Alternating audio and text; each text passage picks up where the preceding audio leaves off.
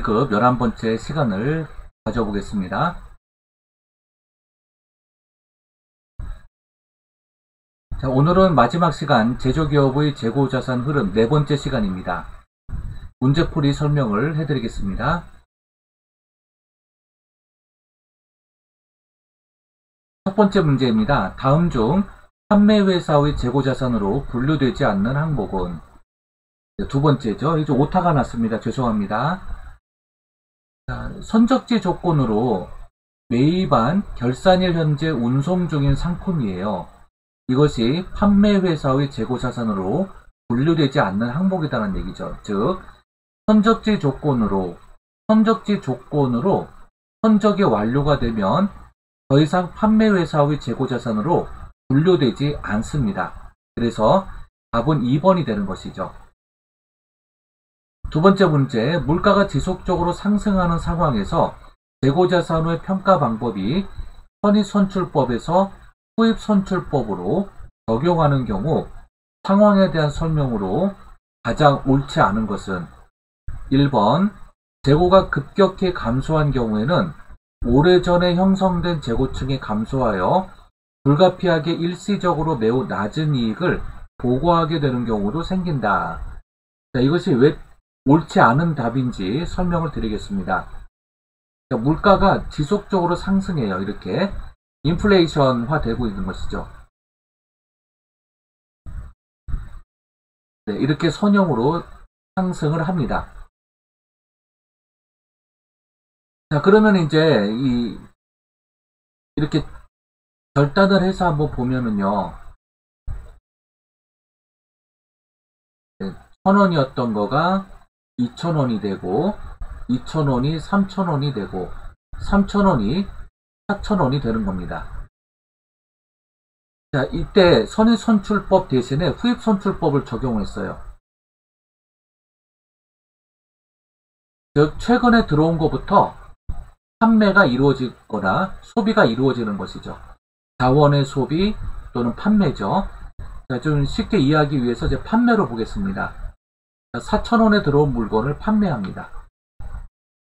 자, 이걸 먼저 판매하죠. 자, 그 다음에 두 번째 3,000원짜리를 이제 두 번째 판매하고, 2,000원에 들어온 것을 세 번째로 판매하고, 1,000원에 들어온 것을 네 번째로 판매하게 될 겁니다. 이러한 순서로 가게 돼요.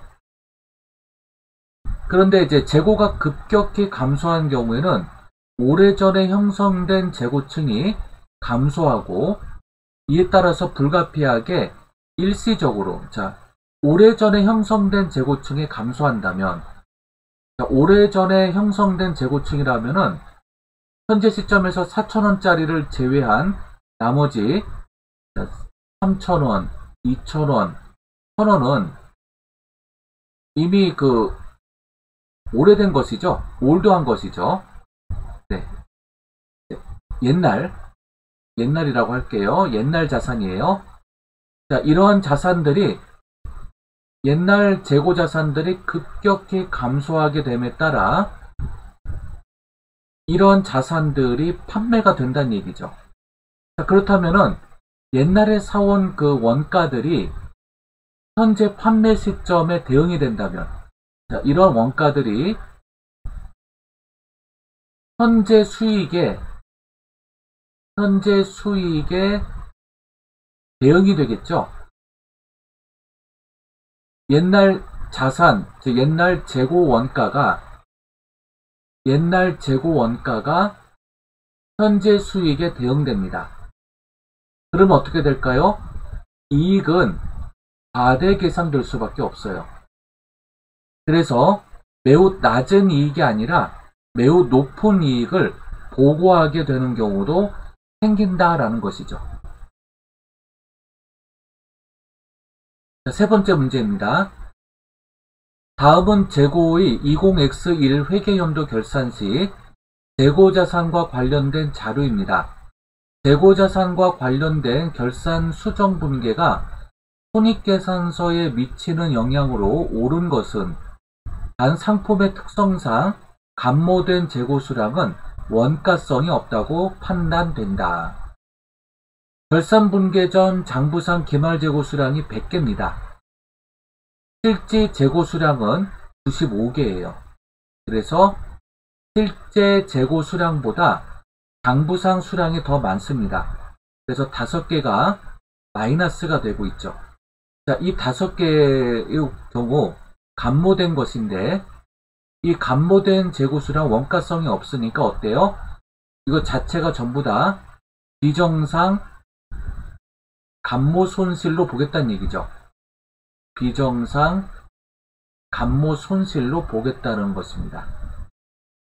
비정상 감모 손실은 영업의 비용을 증가시키게 되죠. 자, 그러면 단위당 원가를 볼까요? 결산분계 전 장부상 매입단가가 200원입니다. 곱하기 200원을 하게 되면 1000원이 나오게 됩니다. 그래서 영업의 비용은 1000원이 증가하게 되죠. 그 다음에 순실현 가치가 160원입니다. 즉 순실현 가치 160원보다 장부상 단가가 더 높아요. 이거는 이 가치가 감소했기 때문이고요. 단위당 40원만큼 감소하게 됩니다. 자, 그렇다면은 이 40원에다가 곱하기 현재 남아있는 재고수량 95개를 곱합니다. 그럼 얼마가 되는지 보도록 하겠습니다.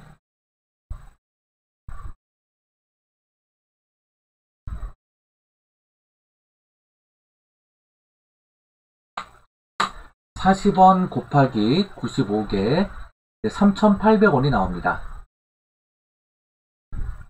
자, 그러면은 이제 이 3,800원이 바로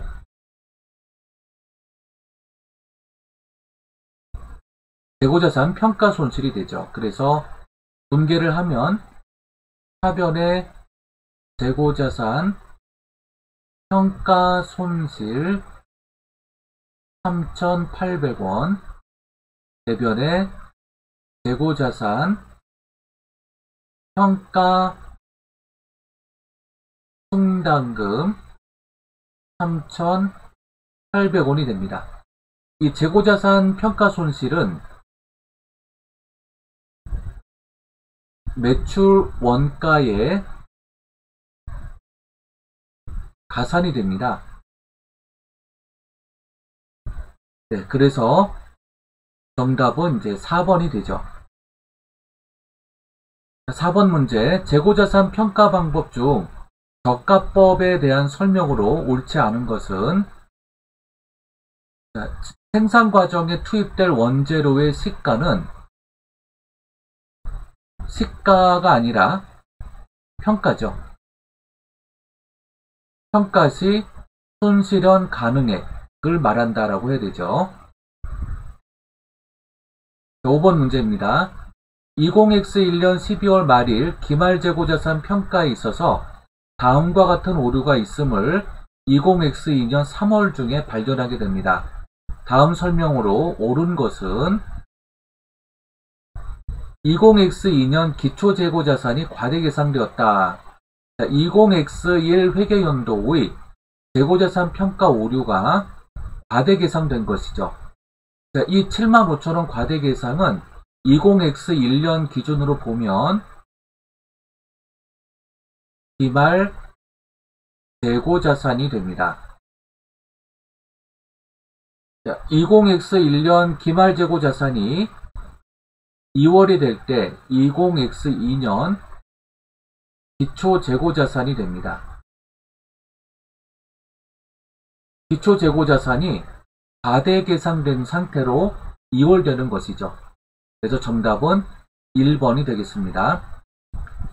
다음 중 재고자산의 저가법과 관련한 일반 기업회계 기준에 대한 설명으로 옳지 않은 것은 1번 재고자산의 시가가 장부금액 이하로 하락하여 발생한 평가 손실은 영업의 비용이 아니라 매출원가였죠. 7번 판매회사의 재고자산으로 분류되지 않는 항목은 회수기준, 도래기준, 회수기일, 도래분. 회수기준, 도래기준으로 했다면 회수기일이 도래분만큼은 매입자의 재고자산이 되고요. 판매자의 재고자산으로 분류되지 않습니다. 자, 8번째 문제.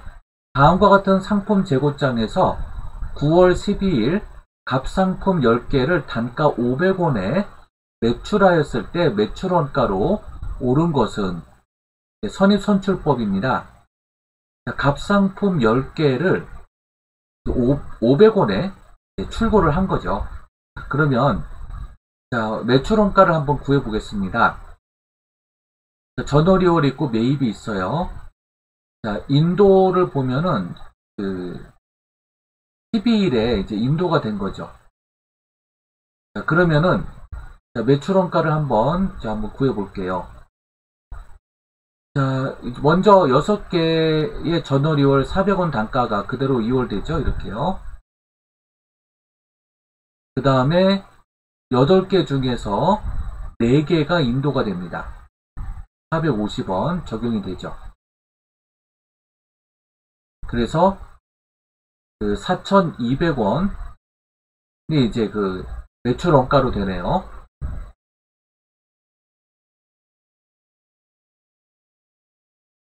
두 번 문제.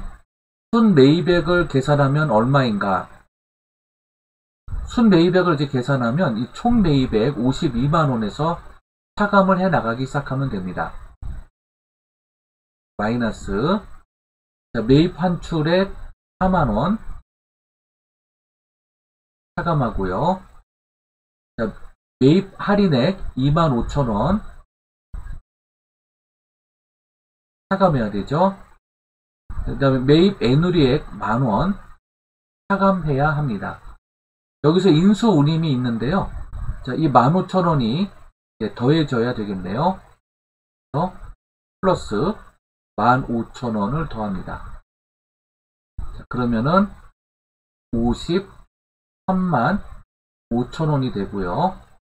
그 다음에 이걸 다 더하면 7만 5천원이 됩니다. 그래서 마이너스 7만 5천원을 차감하면 순매입액이 나옵니다.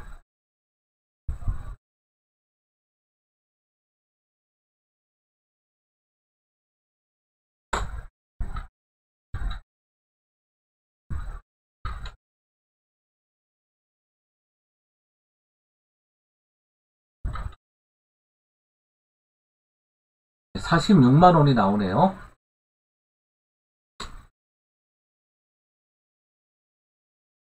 예, 정답은 46만원이 되겠습니다.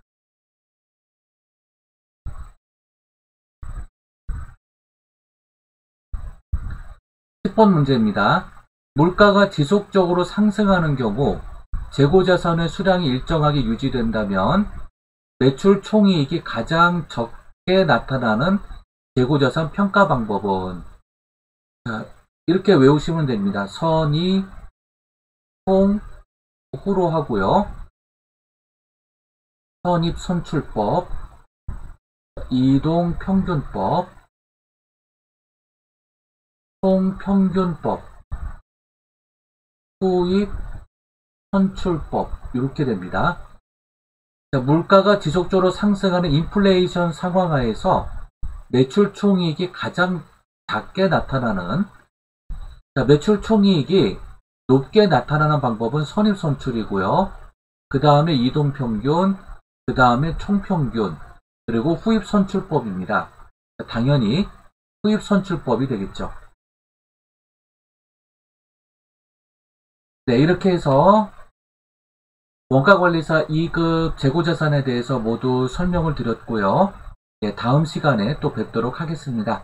수고 많으셨습니다. 감사합니다.